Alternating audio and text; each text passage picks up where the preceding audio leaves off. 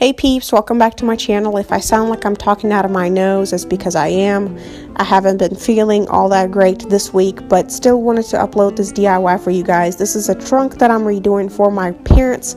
They don't know about it, but they have so many grandkids come over that they have so many toys just laying around everywhere. So I thought this would be a great piece for them to have as a storage unit. Picked it up at Goodwill. As you can see, this is the before look, solid piece. The lid kind of slides out. It's not a huge trunk, however, it does have plenty of space for those little toys. You know, kind of put it in the corner. That way you don't have those toys laying around everywhere all the time. But this is actual piece that I picked up from Goodwill, only $11. I'm going to go ahead and use my fine grain sander sponge. I was going to use my electric one, but I didn't have any more attachments. The paper, the actual paper that, you know, once you use it, you have to throw it away.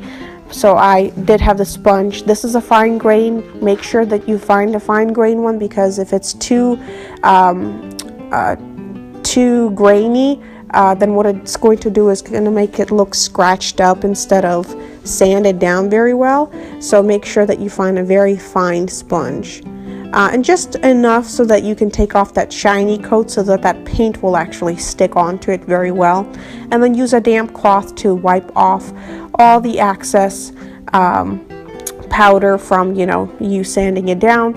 I'm going to go ahead and take off all the hardware. The lid is taking off. I took off the handles, and the cool thing, you know, the little things that you find is I found this sticker that said it was made in India. So I'm not sure if the handle's made in India or the whole trunk was, but it's kind of cool to, you know that you've purchased something that actually was made in another country. So pretty nifty. We'll move stuff out of my way. You can use your brushes, which I ended up doing my trunk with the brush, or you can use a sponge roller, you know, for the larger areas to make sure that everything is smooth.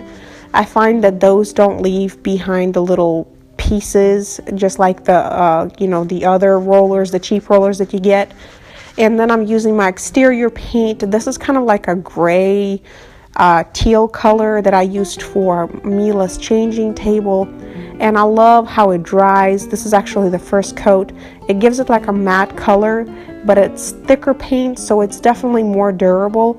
And as you can see, it already dried. I mean, this was me applying it maybe like 20 minutes, and then I'm going to go ahead and apply the second layer, and that's all it needs. So I really love using this paint if you have you know, leftover exterior paint. It's actually a really good paint to use on your furniture.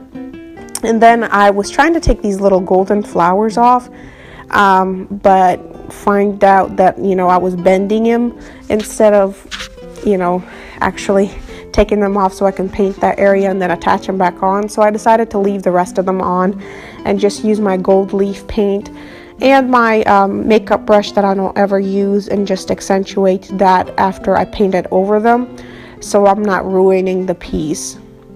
You can pick this paint up at Hobby Lobby. I think it's like $6.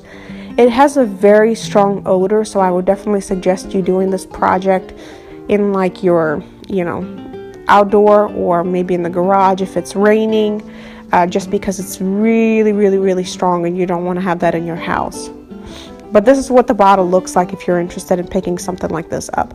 But that's it. And then I had some wall decal stickers that I picked up from Target that was left over from the project that I did, and I just attached them to the front. But very cute way to kind of spruce up a little piece. Very cheap. I ended up just paying $11 because all the rest of the supplies I had. But if you guys enjoyed this video, be sure to give it a thumbs up. Be sure to subscribe if you haven't done so. And as always, create culture and be you, and I will see you guys next time in my next video. Bye bye.